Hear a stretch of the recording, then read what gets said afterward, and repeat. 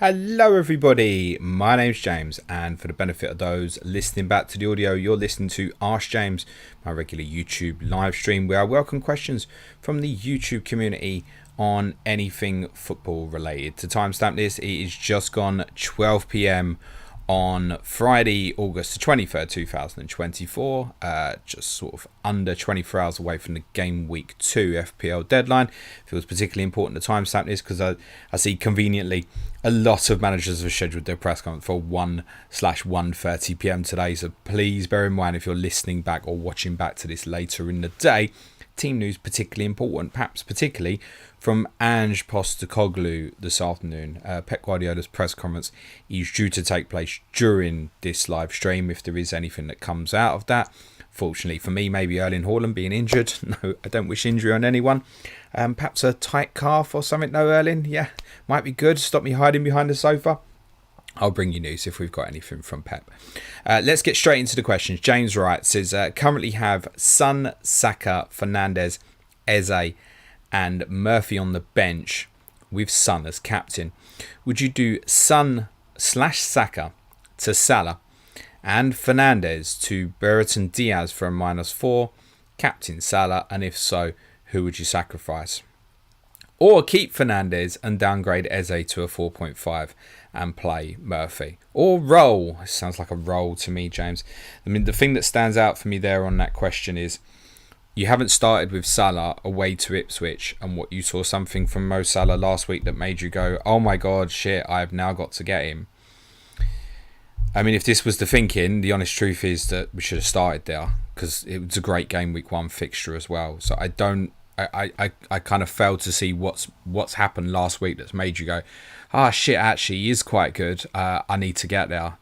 So I'd stick to my guns. Bruno Fernandes was arguably the most unlucky player last week in the game. Essentially 2 1-on-1s, both really well saved by Bernd Leno. So no, I'd be sticking to my guns with what I've got. Son, because of Everton's issues rather than him being brilliant, is definitely a viable captaincy option this week as well. So look, whatever your reasons were, James, for taking Mo Salah in the first place, which is fine because I've done the same, I'd stick to it, mate. James Wright says, play Raya or Alisson. You may also, James, be coming off of bench boost, perhaps. Maybe this is the reasoning and you've decided to keep going as I have. That's what I can think by the basis that you've got those 2 goalkeepers. Despite predicting Arsenal for a clean sheet this week, which you may see on the deadline stream tomorrow, and Liverpool not to do so, the logic here I think would probably be with the home fixture to play Alisson actually. John Sully says, hi James, who to bench out of Gabriel, Robinson, Murphy and Smith Rowe? Murphy for me would feel like a straightforward one. Let's be honest, Murphy was for me was intended as a 1-week punt for last week at home Southampton. Never looked at him really as a longer term option in my view. As already just mentioned, quite fancy Arsenal for a clean sheet tomorrow. Great fixture for Robinson for Fulham, and obviously similar for Emil Smith Rowe. So from that, probably be Jacob Murphy for me. Uros Milicevic says, hello James, do you think Trippier and Walker start this weekend? Would you start them in draft? I find it probably unlikely that either will be in my predicted teams. I think Livramento will play again for Newcastle. I think Trippier is going to leave Newcastle this week. It's been heavily rumoured. I've seen some speculation that he's removed the signposting from his box at St James's Park and stuff. He does sound like he's going to go. And I think with the fixture, I think like what's Pep's need to rush Cole Walker excuse me, back into the team. Rico Lewis plays again, I should imagine, this weekend. So, like if you've got him, I mean, particularly Walker, I think you put in just in case. Trippier's less of a case. It depends what other players you've got in your squad, right? But I don't think either will start. John Sully says, if Solanke is out, my strategy is wildcard 4 and I have a strong bench. Should I take the price drops or react? Context kind of needed, John, because I can't see the rest of your team, right? First thing to say is on Dominic Solanke, and again, this might age very badly because I realise for people watching or listening to this back, you'll probably know by the time you do. But on the investigating from Inspector Cluedos to find out if Porro trained yesterday, he seemed to find that Solanke didn't. and it was a prominent Tottenham podcast that I think has possibly jumped the gun a little bit with the kind of stating he definitely didn't train, because he wasn't seen in a couple of videos. I think there's every chance that he obviously had this toe problem at Bournemouth. I think there's every chance of just giving him a bit of rest, etc. It's obviously been a kind of busy couple of weeks for him. I think as it stands, he's probably most likely to play tomorrow. And I wouldn't be too concerned about the fact that he didn't train tomorrow. We'll find out soon enough from Ange, I'm sure. If Solanke's out, I'm pretty sure that he'll tell you that he's out, because it would be better to advise the fans before they go to the first home game. So I think he'll probably play. But in terms of suffering the price drops, if you're planning to wildcard in game week 4, which is fine, then you was highly likely to suffer some sort of price drop somewhere in the first few weeks of the season, right? So, yeah, you're going to have to suffer some. The longer you go from a wild card at the start, right, the more likely it is you're going to have to suffer some price drops somewhere, right? What was the plan? What was the plan from that perspective? What are you planning to do with Solanke away to Newcastle next week? You have a strong bench. Okay. Maybe you might need to take one or two, right? It's very difficult to say when the context of I don't know what the rest of your squad is, John. Please don't put your whole squad in. ABH says, hi James, hope you're well. I bench boost in game week 1 and finished with 86 points using wildcard this week. 2 quick questions. Who is the better asset this game week, Foden or Bernardo? Do you think Rodgers is nailed? Bernardo versus Foden this week. I imagine that there's every chance Foden probably will come into the Manchester City team. Minutes likely to be managed though, so he'll either be a sub and come on, or probably only play sort of like tops an hour, maybe 70 if you're fortuitous. But Bernardo, I mean, just don't wildcard in Bernardo Silva is more the point, I think. Is that your best 6.5 option? It's quite often I think we can make this mistake and we think, I need City coverage because I need City coverage, rather than just taking a step back and saying, well, it's actually the best player at that price. What do I want to do beyond this week? It's like if Porro's ruled out, I could go Porro to Diaz, right? Diaz, Man City. I've got some Man City defensive coverage this week. Yeah, but is that worth it for like a 1 week punt? No, I don't think it is. Would I consider Bernardo Silva on my wild card, considering the position he played and and considering that Foden is being eased back in and they've just announced the sign of Ilkay Gundogan, and I wouldn't be picking Bernardo Silva as an asset at this moment. So my honest answer is no, but if you have to go there, then probably Phil Foden. On is Morgan Rodgers nailed? Transfer window's open, mate, and that's not the type of player that you could ever say, that's the guy who's going to play every week for forever. I hate the word nailed, know that. Is he first choice? Yes, at this moment. Does he play number 10 again tomorrow? Yes, highly likely. Does it definitively stay that way once the transfer window shut and Jacob Ramsey's definitely stayed, or Villa haven't bought Raheem Sterling? Like, who knows? Because that's been the only player at Club Sterling's been linked to over the last 24 hours, as far as I can see. He's Aston Villa. So would it shock me if Villa took someone like that on loan? No. That's going to have an impact, isn't it, if that's the case? So I don't think we could describe a player as like that as nailed at the moment. Is he the 5.0 player I'd be picking up at this moment if I was on wildcard? Yes, he is. But he'd be my 8th attacker. Charlie says, hi James, love your stuff as usual. What do you think the chances of Kulusevski starting this weekend are? Similar to what I thought prior to game week 1. That it was probably sort of in the 60%-ish. To feel similar, I think he should come back into the team for Johnson tomorrow. But I'm also aware that I think Ange wants to use Wilson Odobert, signed from Burnley, who's available now on the right-hand side. So it could be that he becomes an impact sub for Brennan Johnson. What we've seen recently would suggest that Ange wants to use Kulusevski in a more central role, perhaps to replace Maddison later in games. I can't shake why did Ange put Kulusevski back on the right wing in the second half in the last friendly against Bayern Munich. Can't really shake that. I mean, Johnson didn't play really well. For me as an owner, I look at it and go, what would I regret more here? I start with him again and he's a 1-pointer, or I sell him and he starts. Regret. So unless Ange tells me something in the next hour or so that's different, I'll be starting Dejan Kulusevski this weekend. I'd put it about 60%. It's near a coin flip, Charlie. Matthew Kroll says, hi James, hope you're good. Do you know anything about Aina? Yeah, my understanding on Ola Aina and also Anthony Elanga, minor knocks, should be okay for Nottingham Forest this weekend. That's the reason for the flags, but we think they're probably okay. It's worth saying there's obviously a threat to Aina now with Alex Moreno joining the club, but Aina primarily really being right-footed can also cover right back as well. I wouldn't be surprised if Nico Williams leaves the club this week. That has been speculated. Connor Pert says, hi James, you've referred to Watkins as one of the most underpriced in the game a few times. Is it not fair to suggest last year is the outlier in his career? Not a great finisher historically. Cheers. He looked like a really bad finisher when he scored that goal for England against the Netherlands, mate, at the Euros. Poor finish. I think he's improved his finishing.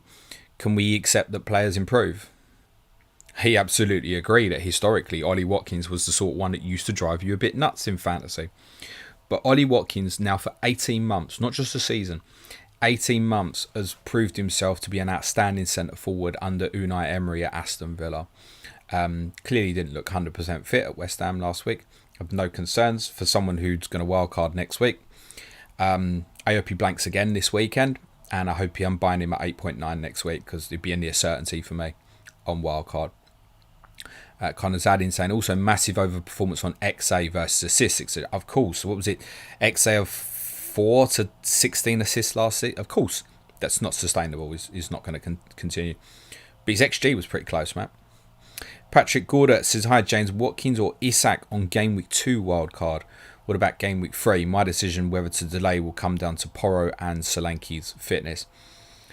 There's every chance it will be both for me next week in terms of Watkins or Isak. I'd have to go and attack Watkins with those fixtures unless I was really concerned after watching him tomorrow, and I obviously will watch the game.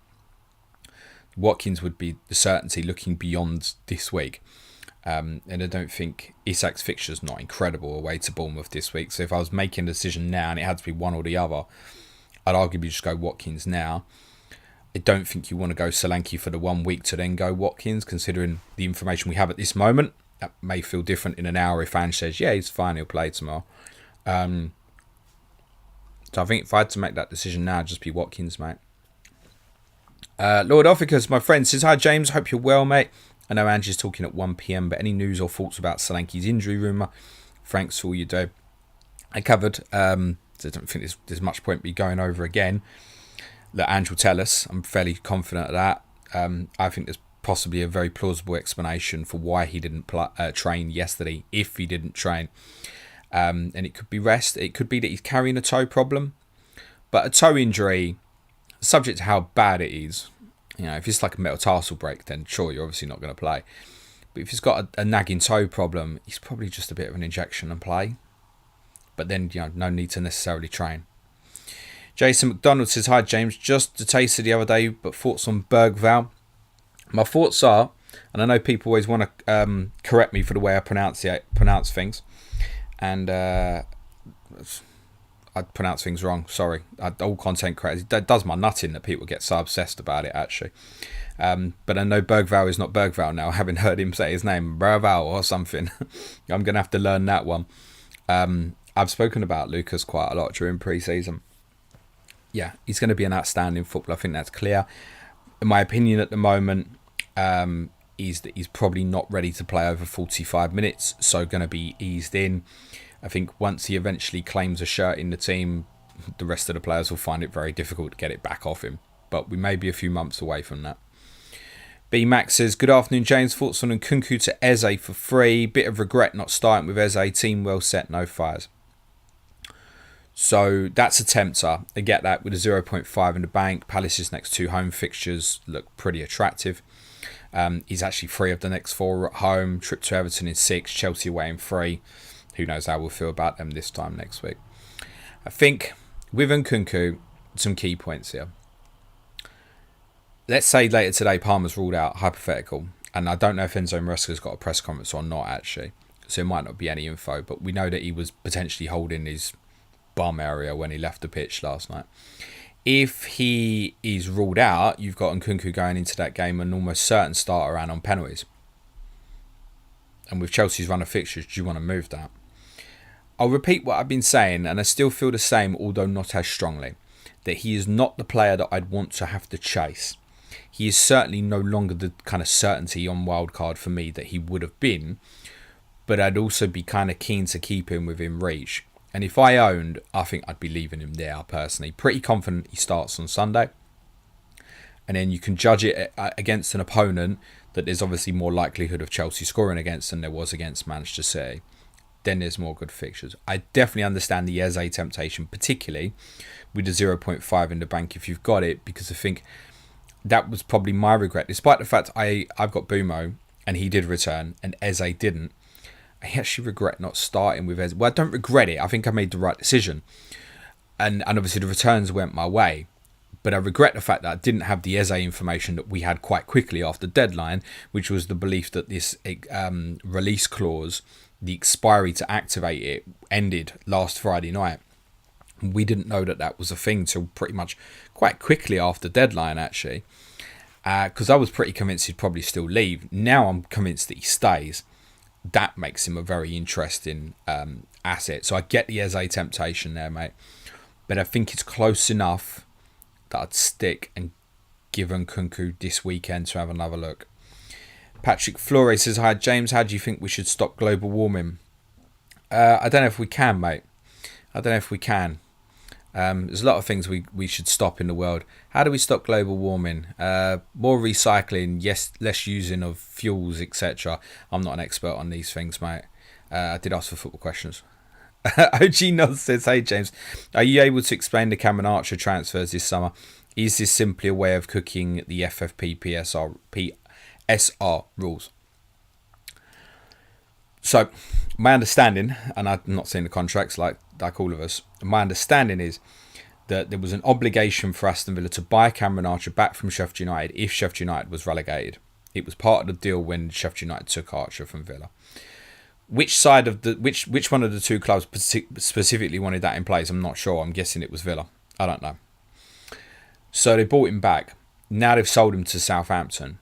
We think, but are not sure. But there has been some speculation that this transfer will get investigated by FIFA, because it is believed that there's a rule that you can't buy and sell a player within 16 weeks, which that looks like that's what Villa have done. But I don't know if any of us 100% know that Archer did join Sheffield United permanently, when we all knew last year that if Sheffield United went down, Archer was going back to Villa. So it's a bit of a murky one. A lot of Villa's business has been PSR related. It's not dig them out. They're not the only ones, right? Newcastle, Chelsea, Everton, Forest, others, Leicester, Leeds to a certain extent. A lot of their business has obviously been PSR related. It helps, but I don't know, because they've bought him back and then they amortise that again, then they sell him again. It's quite a confusing one. So there's every chance that transfer might get investigated. James Brennan says, hi James, would you do Saka to Foden for a 1 week punt before wildcard? Already have Haaland. Cheers, mate. Nope. No, I think Arsenal will do well this weekend. Noel Brennan says, hi James, bench boosted last week on back of your inspiration. Wildcarding this week, would you go Salah and Rico Lewis or Saka and Saliba for potentially next 3 or 4 weeks? I'd go to 2 Arsenal players, mate. I know their fixtures are tough. Tottenham away is not as bad as it looks, even for Saliba, because of the Tottenham's inability to defend set plays properly. So you almost be putting Saliba in for the offensive stuff, which sounds weird, but it's true. So those two, Lewis could become a problem at any point. And then if you want a different Man City player, it's obviously 2 transfers basically from there. So no, Lewis, no, I'm not keen on. Like if we're sitting here in 3 or 4 weeks and Lewis is still playing every week, then we're all going to have a look at it by the time we get to game week 7, I think.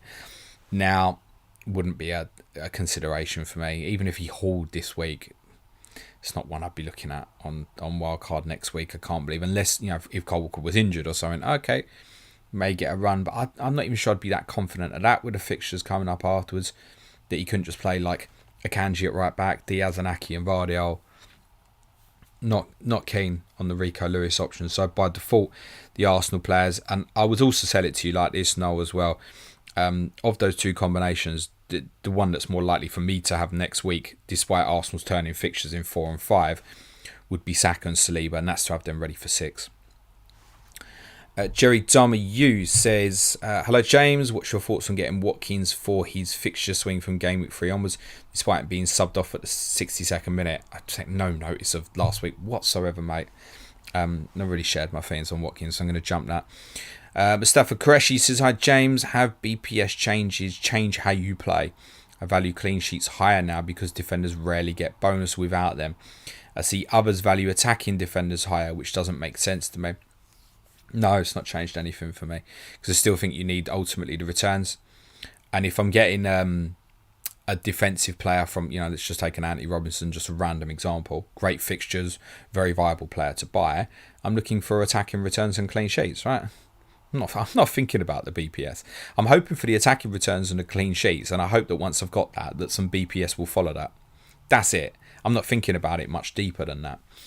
Is there a case, looking at some of the returns last week and some of the players that were in bonus, what I did find was interesting was more goalkeepers than defenders from the top clubs. So like Raya was in bonus, Pope was in bonus, Alisson was in bonus. Not sure about Edison from memory.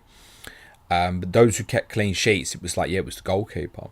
It did make me think more about Raya for myself next week. I know he's in my team now, but thinking about him maybe from next week as perhaps even the coverage for Arsenal defensive for me with that in mind.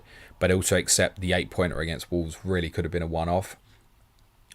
So I think we can look at these things too deeply, right? It's like, forwards will get more on the bonus this year. Yeah, sure. But if you get the right forwards who are scoring the goals, that's what you needed anyway. It just might look even better now. That's all. So, no, it's not really had any impact on me, because bottom line, to get the BPS, you still need the returns. If you get the returns from players, you're happy anyway. Josh Obi says, hi James, took Quantza out for Lewis Hall. Good move. It's done. What happens if I say no? It's shit, mate. It's too late, isn't it? No, it's fine. Lewis Hall would be a contender. I'm less keen on him than I was this time last week. That's because the Southampton fixture is gone. Fairly certain he starts this weekend. I'm pretty sure that it will get a run of games for a while as well. But Shea will be back from suspension in game week 4. It's highly likely Newcastle will buy another defender. And what that impacts for Kelly and Byrne, we can't be too certain of at this stage. But he's fine, mate. JP says, do you think Murphy starts or should I play Smith Rowe? I think Murphy starts, but I'll play Smith Rowe over him anyway. Steve Ball says, if you had Haaland, would you triple captain? No. But I'll add the caveat that I think is perfectly reasonable if people want to do that. I really do. I think it's been clear to me, and we covered this on the Chip Strategy podcast last Tuesday. We spoke about this in detail, and we identified that if you were going to use it in a single game week, then this would probably be the one. Now, for me, who used the bench boost last week, it would be less of a temptation if I had him sitting there, purely because the triple captaincy would be more useful for me maybe to cover up other people's bench boosts later in the season. I hope that makes sense. If you haven't used one yet, then there is definitely more of a temptation. Remember, we got this mystery chip being added as well. We don't know what that is going to be. So if people want to do it, I don't mind. If it was me personally, I'd probably want to wait, because I would think one of two things. One, it'll either be very useful for me in a double game week later in the season, or there will be another single game week opportunity that arises, even if it is punting someone who's going for a golden boot or something right near the end of the season. So generally it would be a no, but if anyone's looking for encouragement to do it, I'm not going to say to you don't do it. Nowhere at all. No. I think it's perfectly reasonable. I would imagine that in terms of his expected returns for a single game week, because of when City's other home fixtures are against the teams that you expect to be near the bottom of the table, i.e. fixtures before and afterwards, this is probably the best you will get for any player all season in a single game in terms of expectation, i.e. expected points, etc.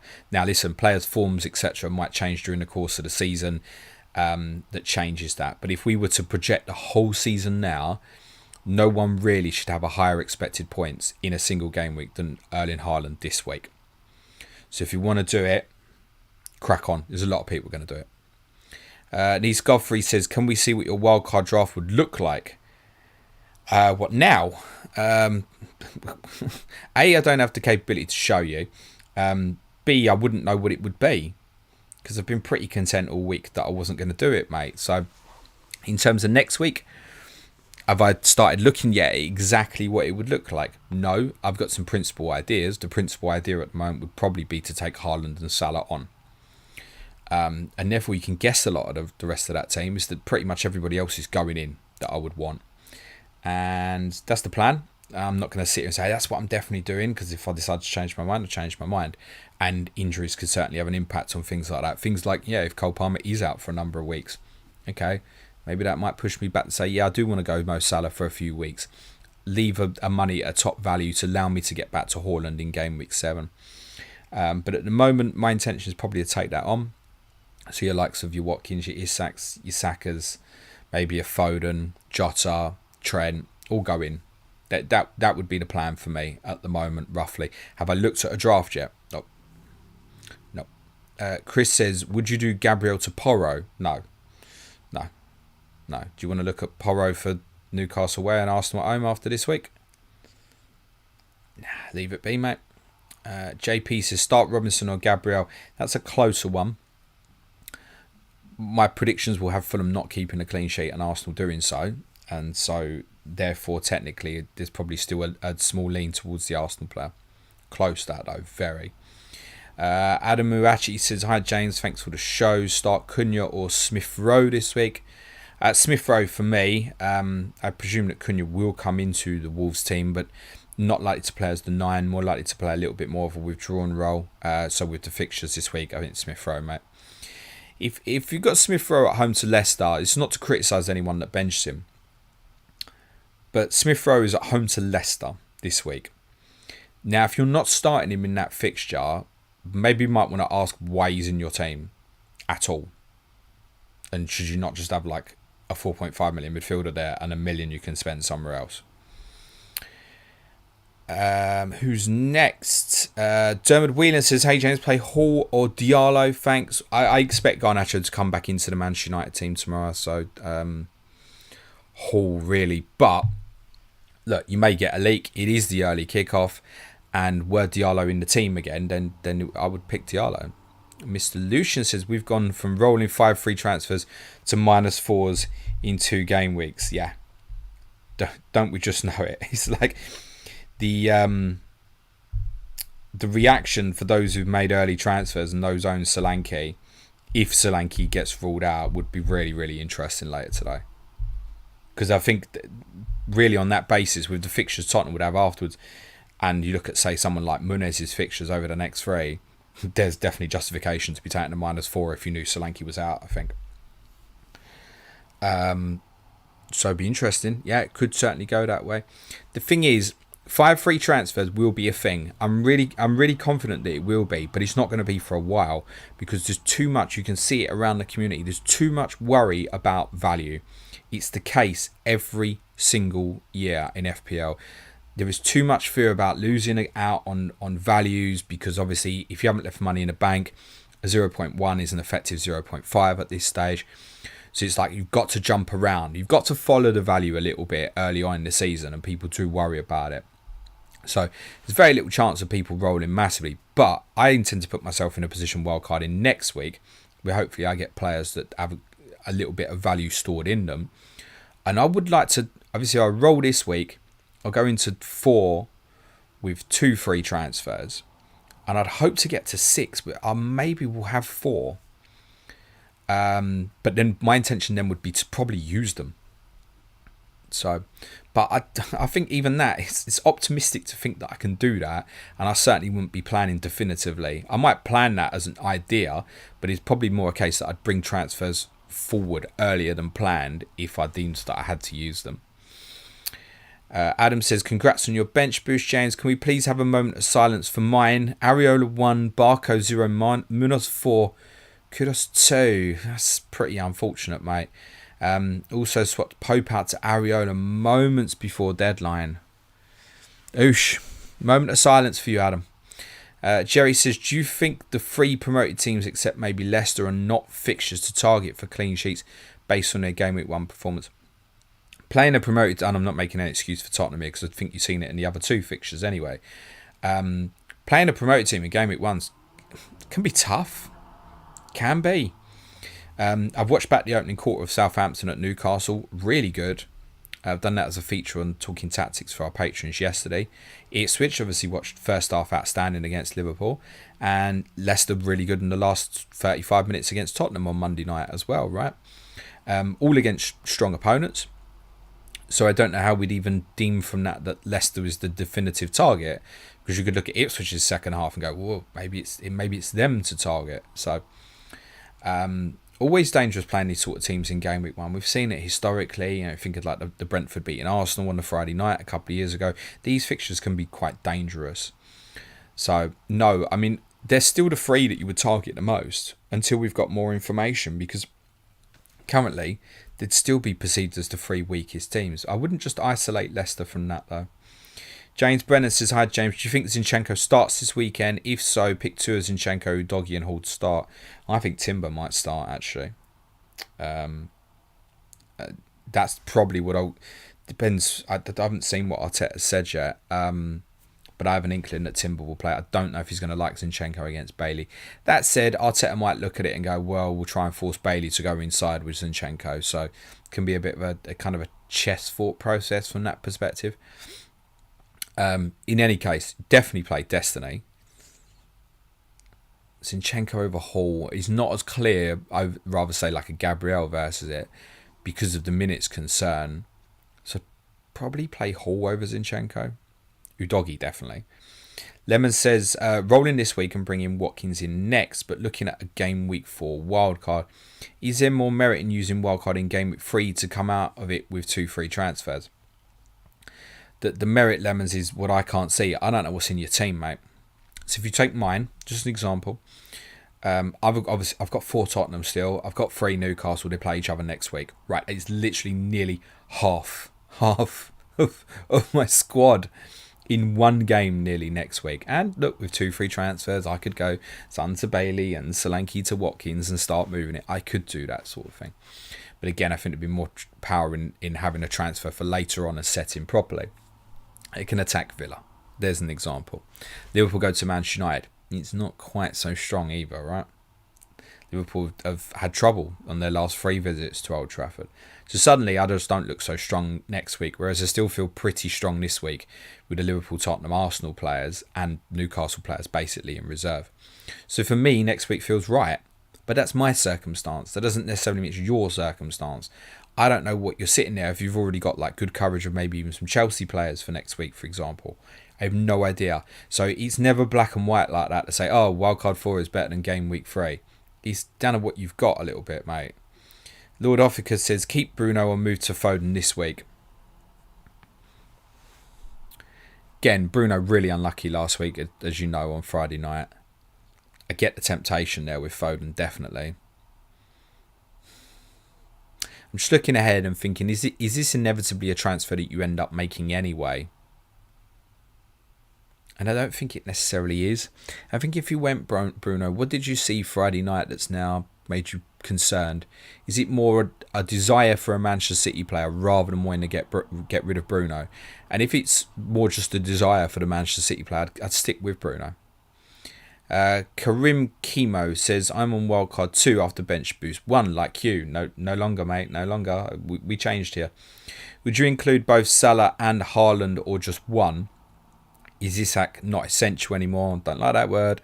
And what are your thoughts on Rico Lewis for 3 to 4 game weeks? Lewis have covered earlier. It's fine this week. Next week, who knows? No one's essential to cover Isak. If I was wildcarding this week, I think Haaland's got to go in, isn't he? Even though I did say there would be a temptation for me to take it on, it would almost feel, listen, it's play it your way, but it would almost feel a little bit insane to wildcard this week and not have Haaland in for that fixture. It's reality. Harry Scott says, hi James, what do you think of Ipswich chances of staying up with the signings of players that know England well, seeing some comparison to Forest with the amount of new players plus pounds spent? There can be no certainties to knowing how The likes of Sammy Schmodix, I know got a deal agreed now for Jack Clark from Sunderland. How will they will do at this level? There is no way of knowing. But it will certainly set them up very well if the worst happens to push again. You would like to think next season, although if those players excel, they may then get bought. I think they're sensible business acquisitions for Ipswich. I like what they are doing. I think that the most important person is still what Paul, our Ipswich correspondent, said to us in pre-season, that Kieran McKenna is the most important person. And he, rather than any individuals, gives them the best chance of staying up. In terms of comparisons to Forest, don't really see that. I don't really see that. Comparisons to Forest we made in pre-season in terms of like expectations a little bit. If you're laying that from a transfer expenditure perspective, no, I wouldn't. Forest became very scattergun, and actually their desire and need for players was greater than what Ipswich is now. But I don't recall Forest going and necessarily buying the best from the Championship, which is what Ipswich are doing. So the strategy seemed pretty different. Eddie says, Coys, which two of Minter and Kunku and Smith Rowe would you start this week? Thanks.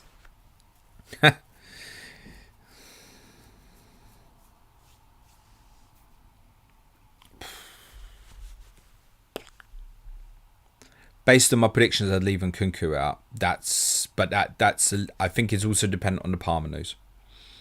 So if Palmer was to be ruled out, I'd leave Minter out instead. I wouldn't leave... If you've gone Smith Rowe, I'm not leaving him out in that fixture. Michael Radley says, hi James, hope you're well. Play one in game week 2, Smith Rowe and Kunku. We've literally just answered that, haven't we? Scott Alvarez says, James, do you prefer Foden or KDB for a 1 week punt? Do you know what? For 1 week punt, probably KDB. Of the two. And that's despite what, myself, City correspondent Johnny Pringle, been saying for a long time now, that, it is Foden over De Bruyne. But with De Bruyne starting last week, there's no reason to think he doesn't start this week. That feels pretty secure to me. So actually, yeah, Kevin De Bruyne. If it's literally just a 1 week, I do prefer De Bruyne over Foden. Tom FPL Lucky, my friend, says, hey mate, I'm tripled up on Arsenal, Saliba, Odegaard, Saka. And plan to do Saka to Foden this week until Arsenal difficult run is over. Would you do it or Odegaard to Doku, Silva, or leave it? I wouldn't move Odegaard to one of the other two. I wouldn't bother with that, mate. Again, it's City for the sake of City, I think, isn't it? Saka to Foden. Okay, you plan to do it before game week 1. What's changed for you? Okay, Foden only got 45 minutes at Chelsea. Okay, but isn't that 45 minutes more than actually what we expected in game week 1? It's presumably part why you started with Saka rather than just going with Foden. Also, Arsenal's fixture game week 1. I get that. Really tough call is the honest answer. If you've planned it. I don't like telling people not to follow through with their plans. So I think you need to ask yourself, okay, what's the doubt in your mind not to do it now? Is that because of Saka or is that because of Foden? If that's because of Foden, then you was always liable to land at this point and feel that way. Again, power and rolling potentially. I like that. I think Saka, subject to what you've got, is potentially a captaincy option next week. That also applies very much in game week 6. Maybe you intend to go to Foden and then back to Saka. In which case, if you're still thinking that, you set up your team very well. Well done. Close. I think I'd keep Saka, personally. It's close. Andrew Grundy says, hi James, benching dilemma, Gordon, Smith Rowe, Wood, Muniz, who sits? How many have I got to pick? Should we pick these in order then? Muniz, Smith Rowe, Gordon, Wood. There's your order. Sayuj, I covered Nkunku quite near the start in a bit of detail, so I'm not going to cover that again, but thanks for your question. Chris have also covered that question. Jerry says, if Trips does indeed move to Everton, do you think he goes straight into everyone's team and become a template pick? What, 6 million Everton defender, mate?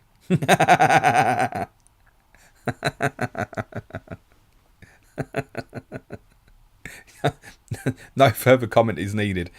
Eddie says, it'd be one right at the end of the season if they got a double we'd all want to have. Otherwise, no, mate. Jeez. If that was the case, why haven't we all got like Pickford and Branthwaite and stuff like that already?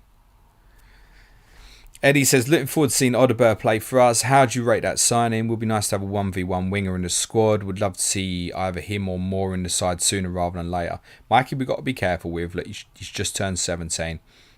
Watched him again at Bristol Rovers on Tuesday night. There is still... he scored a great goal. There is a little bit of overuse of the running ability, though, sometimes. Sometimes it'd be better to calm down and stop people and then go, like a kind of a bit of a Jack Grealish trait, that. So we need calm with him. Wilson is a profile of player that we needed. Someone who can be direct and beat someone 1v1. I don't expect him to go straight in the team. I think that would probably take quite some time, actually. But yeah, really looking forward to seeing him. Both he and Kolyosho impressed me when I saw them last year. So yeah, he's a 19-year-old boy, right? So these are the sort of signings I'm very happy for Tottenham to go ahead and make. He doesn't feel like there's much to lose from them.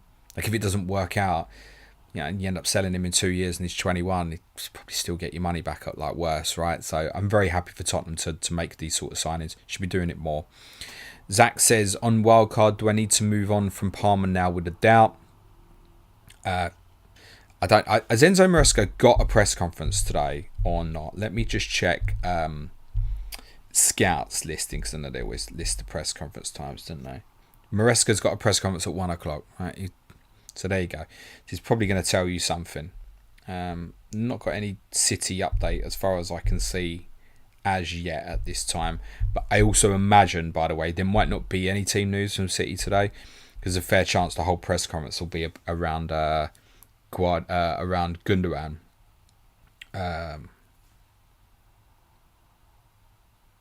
Okay, Rodri only a doubt, not definitively ruled out. I can't see why they would risk him. And the reports early in the week seem to suggest he'd probably be out until after the international break.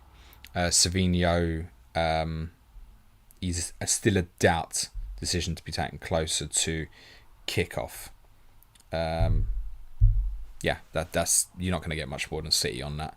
So no, it looks like Haaland's fit, unfortunately for me. Frederick Nornberg says, hello James, start 2, bench 1, Smith Rowe, Gordon Wood. I literally just answered a very similar question above with the same players, mate. Gaurav says, hi James, worth removing Luis Diaz for Doku, which creates space for Salah from Son in form. Jeremy Doku's going to drive you nuts, mate. No. Chris says, would you do Gabriel to Porro? Chris, mate, honestly, I'll give you the opportunity to delete your messages, mate, or I'll just be going back and just permanently muting you, mate. Mustafa says, hi James, start Robinson or on Kunku, the attacking player. Khalid says, hi James, is Gundogan and Felix a viable options? We haven't got prices yet, have we? No, not at this minute. Jack, they might be. Jack Wellen says, hi James, is it worth taking out Son for Doku this week for a 1 week punt? Was planning on swapping Son out and game it free anyway. No, wait, man. That despite what I said about Sonny, he might be planning against Mason Holgate tomorrow. Just leave that be. Karim says Salah and Minter and Lewis, or Palmer and Doku and Vardiol. Not sure I love either. Because I don't love that Lewis is sitting there. I don't particularly love that Doku's sitting there either. What about Palmer, Minter, Vardiol and leave $1 million in the bank? Stephen Carr. Hello, Stevie. I really enjoyed watching you at right back for Spurs. Says, hi, James. Hope you're well. How did you and Suj meet? Cool. How many times have we done this? I worked for his packaging company. He used to sell bags for him. I wasn't bad at it, but I was better at FPL. Then I started a podcast with him because he asked me to. And then I became bad at FPL. FPL fella says, hi, James. You're looking well. Cheers, buddy. Says, Porro and Solanke okay for the weekend? We'll get confirmation shortly. My expectation is probably going to be a yes. There's every chance it's going to age very badly. I have no ITK on it. Marco LW says, hello, what are your predictions about Haaland minutes on the pitch tomorrow? About 95. With along the football match last. Don't see any reason why I leave the pitch early, mate. Josh Grimmer says, start on Kunku or Murphy. Both 60-80 minutes if start. Murphy more nailed start, but Kunku is a bit better goal threat. He's only scoring for penalties, though. Oh, man, geez, it's 2 games. Come on. And Kunku all day long for me. Eddie says, I think you're definitely right to hold on to Kulusevski this week. Surely Johnson doesn't start again after his stinker last week and how good Kulusevski's been looking. I don't pick the team, mate. Levarsky says, start one, Smith Rowe or Wood. I think Southampton win tomorrow, so Smith Rowe. Greg Frost says, would you sell Son to Eze regardless for game week 3? Yeah, no problem with getting rid of Son next week. Yeah. As next to, let me say it to you like this. There's next to no chance that Heung-min Son will be on my wild card next week. Next to none. Jack Brokenshire says, hey James, hope you're well. Who would you start between Nkunku or Rodgers? Good luck for tomorrow. I think you'll be celebrating. Unfortunately, as an Everton fan, it'd be a clear Nkunku for me, mate. David Fawn says, hi James, hope you're well. Well played with a bench boost. If Solanke is out, what are your thoughts on bringing in one of the 6.5 mids from City instead of having to start Murphy versus Bournemouth? I won't be doing it. And actually, if Solanke is ruled out, by the way, my intention is just to roll. I'll give Muniz a little bit more fault, but it's more likely, I'll just play Murphy or Bumo. And have more power, I think, with the transfer later on than really thinking that for the 1 week Muniz will go off big tomorrow. I don't. So no for me. I think it's to say what I said earlier. I think it's like, I need City. I need a City shirt in my team. I've got to have a City shirt in my team this week. There's only one City shirt that really matters this week, and it's Haaland's, right? And if you don't have that, you're in trouble anyway, potentially, like I am. So. No, those 6.5 mids, it's just about to get way more confusing with Foden stepping up fitness. Savinho now a genuine threat added into this scenario, and Gundogan is now a Manchester City player again. Leave Herbe. You want to pump one for 1 week? I really fancy Doku tomorrow. You want to get him in for 1 week or something? Cool, fine. I just know it's highly likely to be a headache. And if it's not, it's cheap enough that the rest of us can go and chase that afterwards, and it's not going to hurt you or burn you if you're not there. I'm really not keen on the idea of let's buy a Man City player for the sake of buying a Man City player. Not keen on it. Not that it's not something I wouldn't do at a different stage of the season, by the way, because I get the temptation and just not keen on it. Yvette says, what to do? Got Aina, Johnson and Barco, plus Robinson and Trent. Find it hard to get Aina injury update. You won't get anything official because Nuno's was yesterday. So, as said earlier, yellow flag, bit of a knock. There's the threat of Alex Moreno anyway, so you're not going to get anything that's going to be absolutely definitive for you. If you're that stressed about it, go like Aina to Harwood Bellis or something. And yes, I realise you've got 3 4.0s, but it might give you a little bit time to breathe, and then you can come back for maybe like a Villa 4.5 next week or something. But to do that sort of thing, the rest of your squad needs to be quite strong, right? You don't really want to be doing your first 2 transfers on defenders. I'd probably suck it up and leave it. Or do Barco to Harwood Bellis. Do that. Adam Murachi wants people to smash a like. Thank you, Adam. Yes, that would be hugely appreciated for those watching live. And if you listen to the audio, the 5-star review goes a really long way. B Max says, assuming all fit, who to bench? Robinson, Porro, Saliba, or Munoz? Yikes.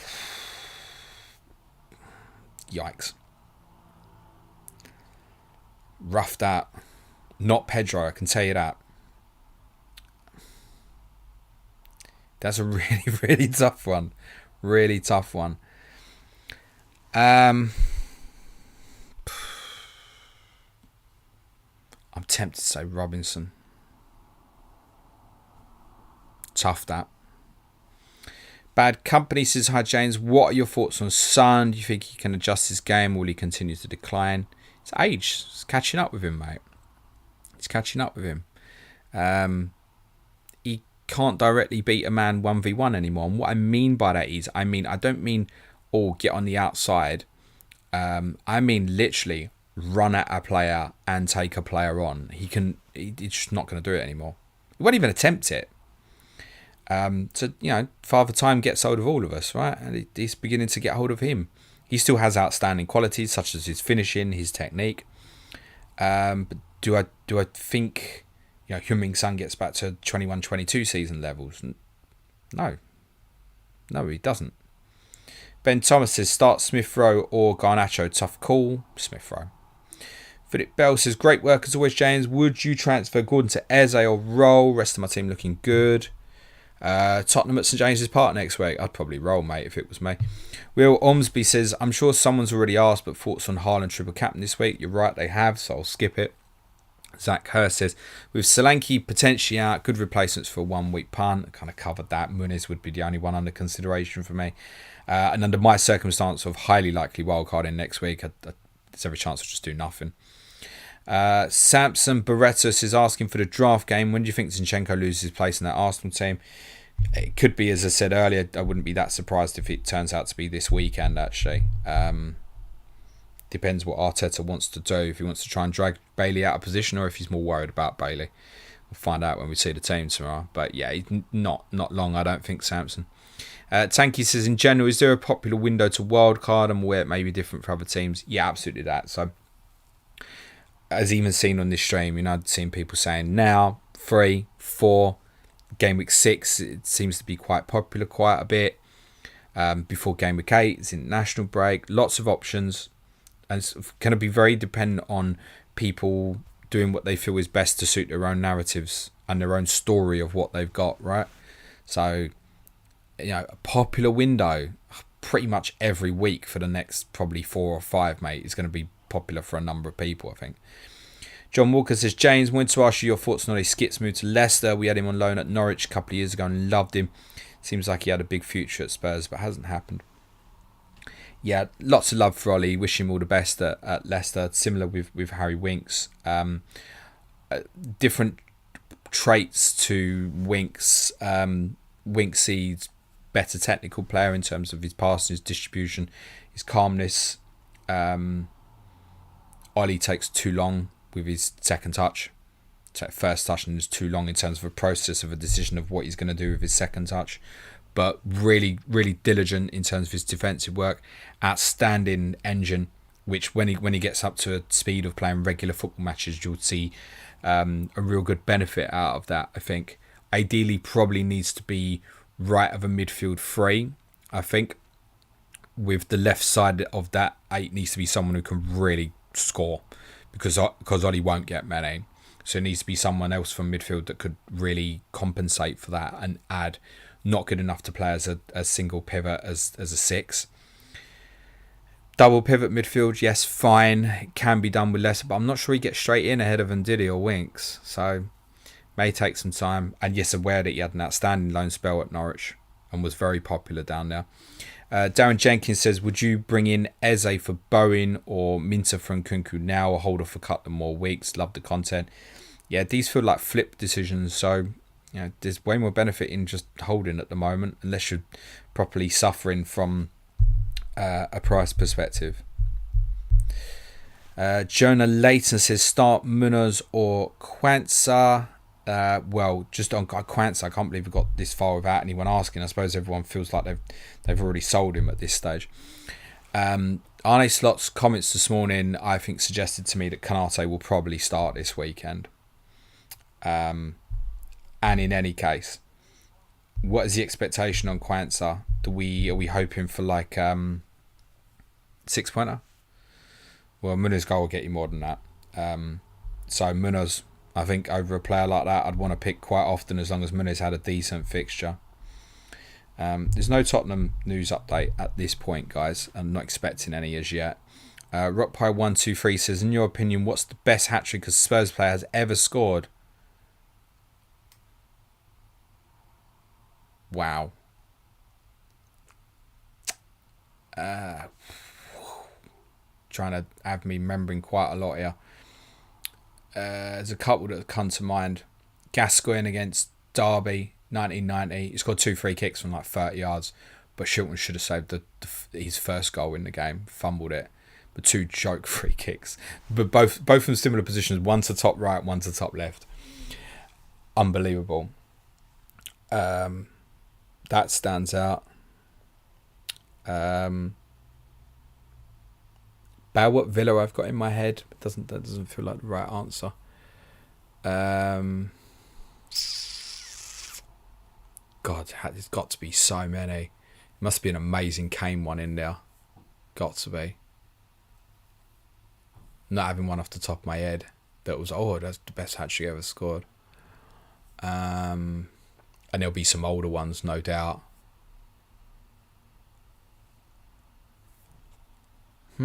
That's a good question. And I'm gonna search for the answer for that in my mind, so that if someone answers me next week, I got a better answer. Michael Anderson's Palmer or Fernandes to Foden and captain. Well, it might be dependent on what Enzo Maresca says in the next hour or so. Might make that decision a bit clearer for you.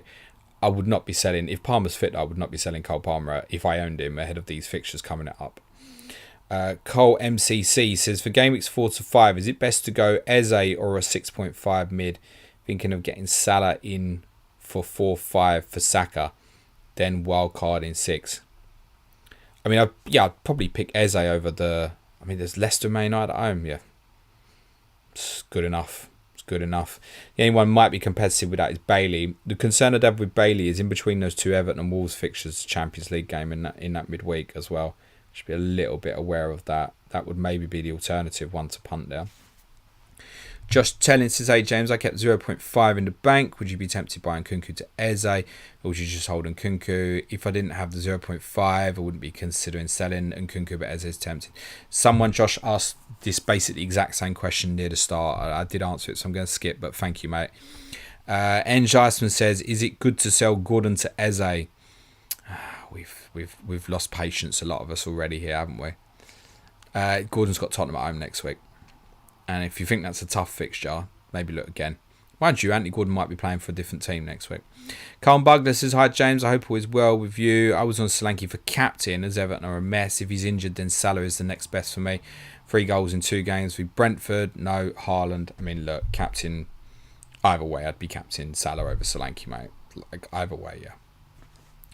J23 says, would Gundogan go straight back into that City team assuming he's fit? What we don't know at this stage is if he's been registered for tomorrow, because you say, he's made the transfer in time, but we don't know if he'll have things like European clearance and stuff like that. We haven't got that information. I'm just trying to see if there is anything on Gundogan to suggest that he'll play. I don't think that information is out at the time of recording. But yeah, he's not gone back there just to sit on the bench, mate. I imagine he'll be first choice backup for Haaland this year, so that when Haaland doesn't play, Gundogan will just play up front. No, that's something to bear in mind. Patrick Flory, thank you. Jovan Canija says, hi James, if Diallo play 100%, Diallo or Morgan Gibbs-White in the bench. I mean, Gibbs-White on pens, that's probably the pick either way anyway. Gov FPL says, for game week 3, should I get Eze or Trent? Do you not want to get Trent now? And what you selling? One's a defender, one's a midfielder. Context would be helpful here. Tob says, hi James, bench 1 of Pedro, Muniz and Nkunku. With reluctance, probably Nkunku from that. Greg Frost says, thoughts on Rice becoming the best third Arsenal option after Havertz and Saka because of the skill set of Marino. Not sure yet. I can't give you a good answer on that. But you also don't have a defensive Arsenal option there, and that would be better, mate. Jacob Taylor says, hi James, do I sell Anderson this week as he's likely not playing tomorrow? I need a third defender as my others are Leaf, Davis and Barco. I'm not sure I'm playing Davis tomorrow. Thanks. If you've got Anderson, I'd be quite tempted to leave that at the moment because Fulham do have a good run of fixtures, particularly if you don't have Robinson as well. It might be a nice one to have. I'd generally be considering Barco to like Howard Bellis. I right fancy Southampton for a clean sheet tomorrow, as mad as that might sound. So I'd be looking at that. Their fixtures are decent enough for a little while that's not disastrous. Like if you end up having to play him at Brentford next week, it's not terrible. So I'd be considering that. And also Leif Davis comes into better fixtures himself from next week, so then you're comfortable to play him maybe if you want to. So it just covers you quite nicely this week. I'm going to cover off 2 more. Avtanch says, hold Quansah and roll. He's third sub this week, or cut losses and get Robinson. You've obviously left money in the bank, I presume, mate. I think, look, having let the price drop go, if you were going to do it, you should have moved. Having not done it, if it were me, I'd be like, nah, leaving it now. Particularly you're saying you don't need him this week. Leave it. You might have the bonus that he's in the team, and it's a nice surprise for you. Shane Roberts will finish on, says, hi James, hope you're well, love your insights. What are your thoughts on Son and Garnacho out, De Bruyne and Eze in? Son was very wide, Garnacho minutes risk, thinking -4 will be worth it. I wouldn't, despite what I've said about Sonny, I wouldn't want to bin that this week. And it does feel like a massive desire beyond anything else to make sure that you've got another Manchester City player this week. I think if you went Garnacho, you knew there was a risk game week 1. I think he'll come into the team now. I don't think their fixtures aren't ever terrible, but aren't ever particularly good. But just ask yourself, Shane, why did you go Garnacho in the first instance? Remind yourself why that was. He was so nearly basically an 11-pointer as a substitute last week. I'd be sticking. Right, I shall leave it there, guys, and you can all go and find your Dominic Solanke news in your own time, as and when it comes out, which will be very, very shortly. Deadline stream tomorrow, 10 a.m. UK time, if you want to join me for the Game Week 2 deadline stream in partnership with FPL team. No podcast Monday. It's a bank holiday here in the UK, so I'm spending time with the fam. Game Review podcast will be Tuesday. Clayton and James show Wednesday. Clash of Correspondence Thursday. Manchester United versus Liverpool. Ask James, likely to be same time next Friday as well. If you want to support the show, it's www.patreon.com/planetfpl. Intermediate plus tier and above patrons next week can expect a Q&A on Tuesday. Wednesday, most likely Tottenham, but might be Tottenham's. Thursday, Money in Football on John Texter, who's trying to buy Everton, but maybe trying to buy Palace, but maybe trying to sell Palace. Yeah, John Texter, Money in Football next week, and our Game Week 3 preview show next Friday. Advanced tier patrons will also have additional video content next week. Nico's Corner on Tuesday, the midweek FPL dilemma on Wednesday, which is highly likely to be focused on wildcard 3 for myself. Thursday talking tactics, subject to be determined, and team news stream for you next Friday as well. If you want to support the show, it's www.patreon.com/planetfpl. Do it because you want to support the show or because you want the additional content. Otherwise, just leaves me to say, remember guys, play it your way, be nice to each other, and for the benefit of those on the audio, cue music please, man child.